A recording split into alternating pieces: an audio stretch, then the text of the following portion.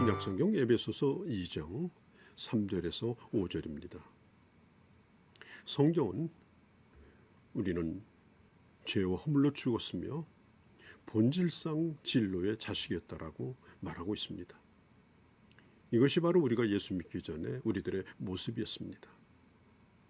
요즘 될 수 있으면 사람들에게 부담을 주는 설교를 하지 말자. 긍정적인 얘기만 하자. 죄 문제를 자꾸만 다루면 사람들이 부담스러워한다라고 생각하는 설교자들이 있습니다. 사람들의 인격을 무시하는 인상을 주기 때문에 그들의 교회에 나오지 않을 거라고 생각합니다. 그래서 죄를 쓴뿌리라든지 상처받은 자라든지 이런 말로 포장을 해서 회개나 죄라는 말이 이제는 점점 강단에서 사라져가고 있습니다. 이는 마치 죽을 병에 걸린 사람에게 진통제나 놓아주면서 괜찮을 것이라고 하는 것과 같습니다. 필요하면 수술도 해야 되고 그리고 잘라내야 하기도 합니다. 복음을 받아들이는 사람에게는 이것은 생명을 받는 사건입니다. 복음을 거부하는 자는 생명을 거부하는 그런 비극적인 결과를 가져오는 거죠. 구원이 절대적으로 필요한 사람인 것을 알려주려면 구원받기 전에 인간의 모습이 어떠한가 하는 것을 분명하게 가르쳐 줘야 하는 것입니다. 하나님이 어떻게 해서 죄와 허물로 죽었고 본질상 진로의 자식이었고 이 세상의 풍속을 따랐던 절망적인 우리를 구원하셨는가 하는 것을 말해 주어야 합니다. 에베소서 2장 3절에 보면 우리도 다 그 가운데 있었다라고 말합니다. 지금 예수 믿지 않는 사람들뿐 아니라 이미 믿는 사람 우리도 과거에 바로 그런 자리에 있었더라고 하는 것입니다. 육체의 욕심을 따라 육체와 마음이 원하는 것이라고 하죠. 여기서 말하는 육체라고 하는 말은 살과 피를 가진 몸뚱아리를 의미하기도 하지만 그러나 영에 반대되는 그런 육신의 개념이 아니고 죄가 자리 잡고 있는 장소, 죄가 자리 잡고 있는 그런 우리의 삶의 영역, 이것을 육체라고 말하는 것입니다. 죄는 인간이 육체의 욕구를 통하여 들어옵니다. 육체 안에 깃들어 있는 보고 듣는 기능뿐 아니라 우리의 생각하는 기능까지 모두가 죄의 통로가 됩니다. 그래서 욕심을 따라 지내며라고 말하죠. 하나님은 인간이 가지고 있는 육체적 욕심을 다 나쁘다고 말하지 않습니다. 건강한 욕망을 주시고 또 건강하게 그 욕망을 채우며 살아가는 그 모습을 하나님은 기쁘시게 보는 것입니다. 다만 육체의 욕심에 노예가 되어서 살아가는 것을 원치 않습니다. 돈의 노예가 되고 술의 노예가 되고 욕심의 노예가 되어 살아가는 것을 하나님은 원치 않는 것입니다. 하나님은 이 세상의 물질 세계를 만드셨죠. 그리고 인간에게 그것을 다스리라고 했지만 다스리지 못하고 오히려 물질 세계의 종이 되어서 끌려가게 되고 그리고 결국은 그것이 죄로 이어지게 된 것입니다. 육체와 마음이 원하는 대로라고 성경이 말합니다. 자기 자신을 자기가 다스리는 것이 아니라 육체가 하자는 대로 다 맡겼더라는 것입니다. 마음이 원하는 것을 어떻게 하든지 하고야마는 본성이 인간에게는 있습니다. 그래야 직성이 풀립니다. 그래서 본질상 진로의 자식입니다. 자, 과거에 우리는 조금만 죄인된 자가 아니라 완전히 죄인된 자입니다. 몇 개만 부속만 갈아 끼우면 의인이 될 수 있는 그런 존재가 아닙니다. 약간만 손보면 괜찮아지는 그런 사람이 아닙니다. 우리 한국교회가 1년에 한두 번씩 꼭 부흥회를 하지 않습니까? 부흥회 참석하면 부흥사는 무조건 회개하라고 합니다.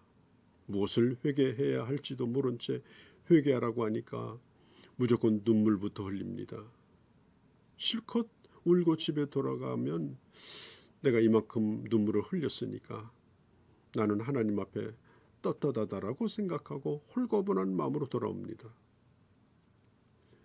뭔가 하나님이 자신을 거룩하게 보아줄 거라고 그렇게 생각을 하죠. 자, 그런다고 해서 그 사람이 그렇게 갑자기 변하는 게 아닙니다. 동양사상은 성선설이죠. 인간은 본래 본질적으로 착한데 살면서 때가 끼고 굽어졌다 하는 겁니다. 그래서 이제 수양을 통해서 그런 것들을 하나하나 벗겨내고 또 교정하면 아주 훌륭한 사람이 될 수가 있을 것이다 라고 하는 겁니다. 자, 그러면 성경적 인간관은 뭘까요? 희망이 없는 완전히 망가진 존재입니다. 열심히 교양을 쌓든지 고상한 어떤 종교의 그 교리에 빠져서 수양을 닦는다고 해서 그 사람이 되는 것이 아니라는 것입니다. 노아가 120년 동안 방주를 짓고 그리고 그 홍수 가운데서 구원을 받지 않았습니까?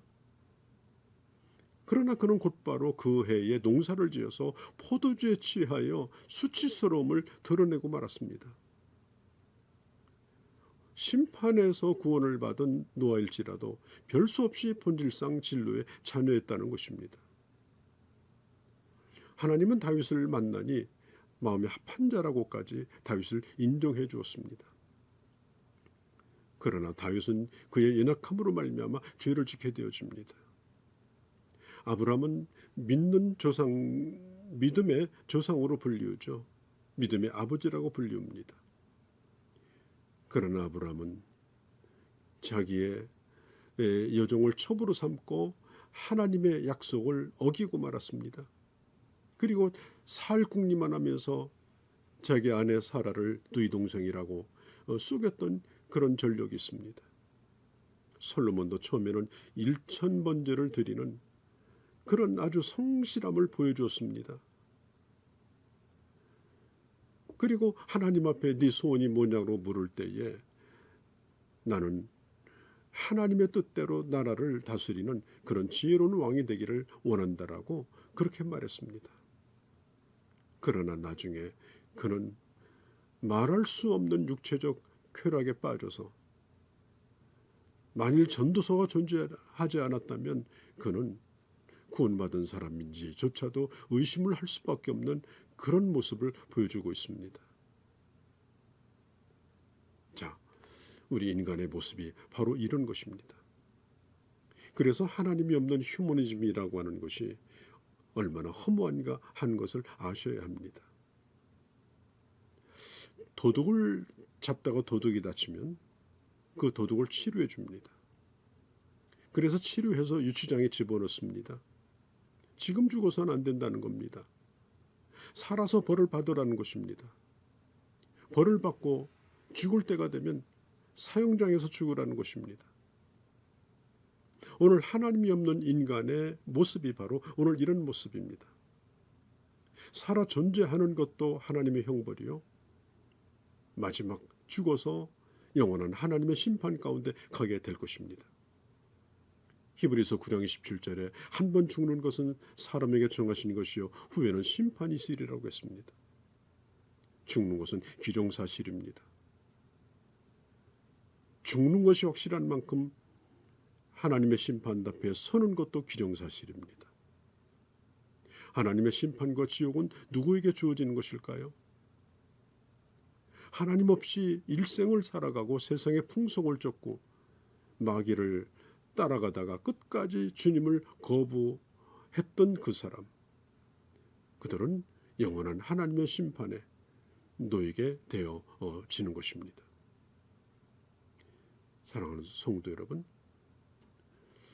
죽음과 멸망의 메시지는 설교자가 만들어낸 그런 겁주는 그런 공포물이 아닙니다.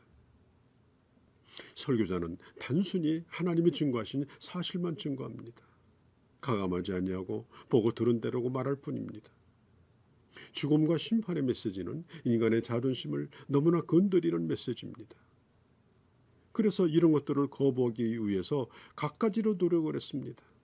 어떤 이단은 이 죽은 후의 심판에 대하여 강한 거부감을 느끼고 지옥은 없다. 인간은 죽으면 소멸되는 것이다.